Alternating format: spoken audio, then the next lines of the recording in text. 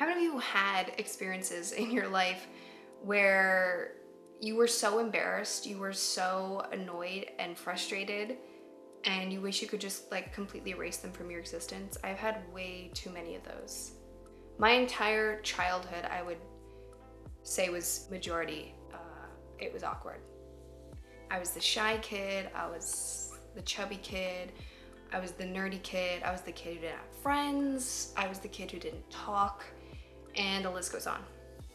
So yeah, being awkward, it's something I'm super familiar with. But I've come to the realization, this is like a realization that's been happening over the last couple years.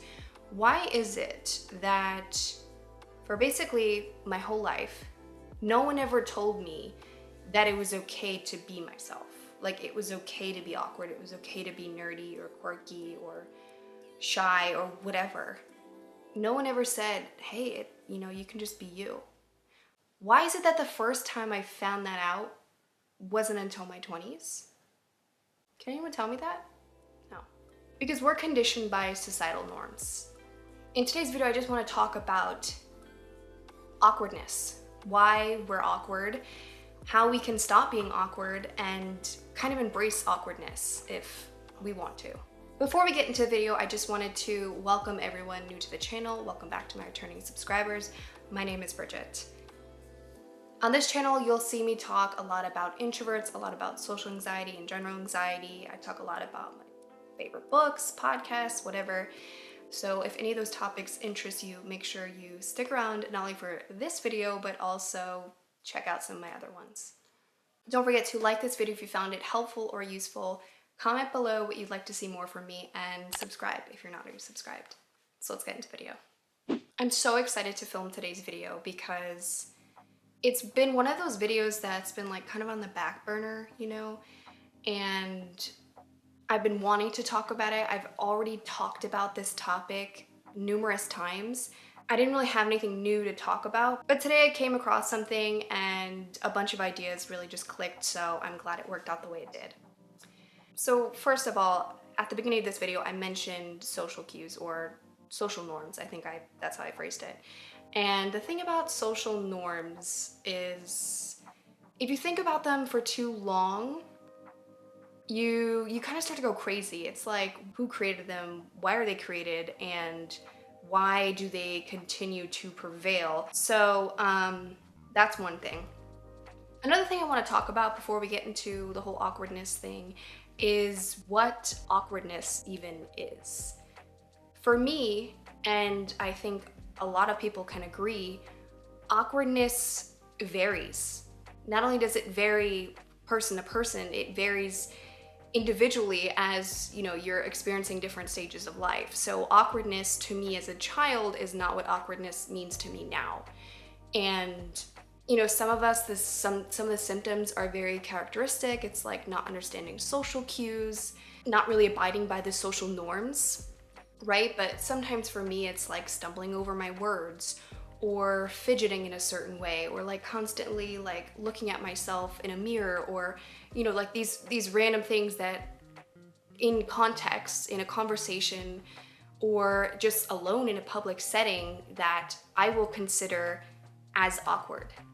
It's that exact thing, like I consider it.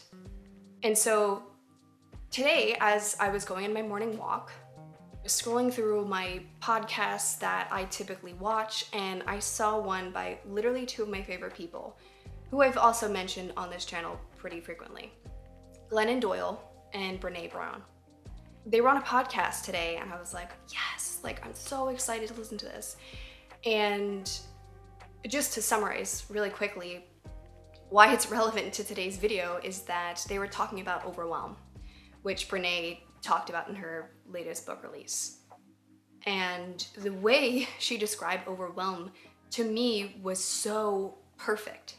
Overwhelm is not necessarily based on one's own feelings and experiences, but the perception of those feelings and experiences as it relates to, a particular event. Overwhelm is like you are not able to cognitively function. So that's why she goes on to talk about how she doesn't really necessarily use overwhelm too frequently, because that's major. That's a huge deal. And by saying I'm overwhelmed, your body is neurologically wired. It goes into these functions, it shuts down, it stops being able to work properly. What struck me about that whole thing, you're probably wondering, like, how the heck does this even relate to the video, is that it was a perception. That piece of language, this thing that we've categorized as overwhelm, is based on a perception. So my perception is certainly going to be different than your perception, and the person's perception right next to you, and across from you, and on the other side of the world from you.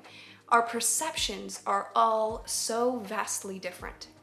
So my perception of me being awkward might not be your perception of me. When I go into a public setting and I'm thinking about all these different things, because I am socially awkward and I am socially anxious, I'm thinking about a whole slew of things. And my perception is that I am being awkward. Whether it's because I'm fidgeting, it's because my face is getting red, it's because I have a pimple on my forehead, it's because I'm so immersed in my head and I'm thinking about all these things, I'm perceiving myself to be awkward. And almost always is that is all it is, perception. I don't know if this is the same for everyone, but hearing that in the podcast, that thing that we categorize as just a perceived thing, right? A perceived feeling or perceived experience, it applies to so many different things in life that we don't really think about. So sometimes it helps me to just keep in mind that, hey, like, this is just you thinking that you're being awkward, right? And it really doesn't come off as more awkward, because I do notice that sometimes when I think I'm being awkward, I inherently sound or do or, look a certain way. But if I don't think I'm being awkward, I'm less inclined to follow the characteristics of being awkward. I hope that made sense, because I feel like that's a really important point. So I'm going to say it again. When I think I'm being awkward, I'm going to be awkward.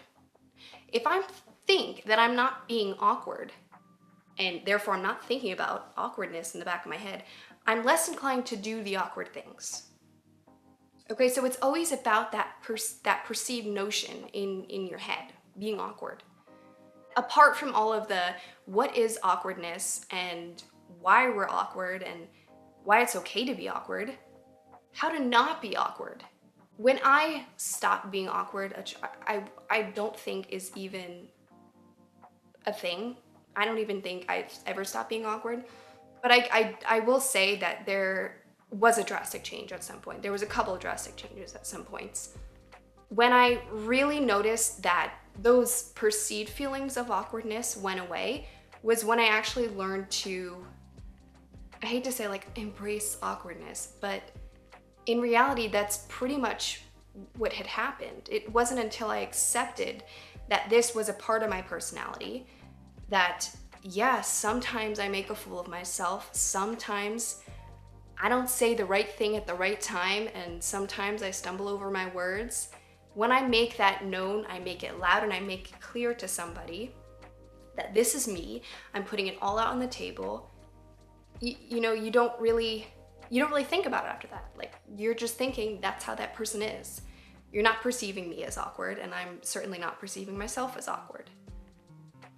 So if you're gonna take away two things from this video, and I wanted it to be right to the point, is that keep in mind that awkwardness is perception.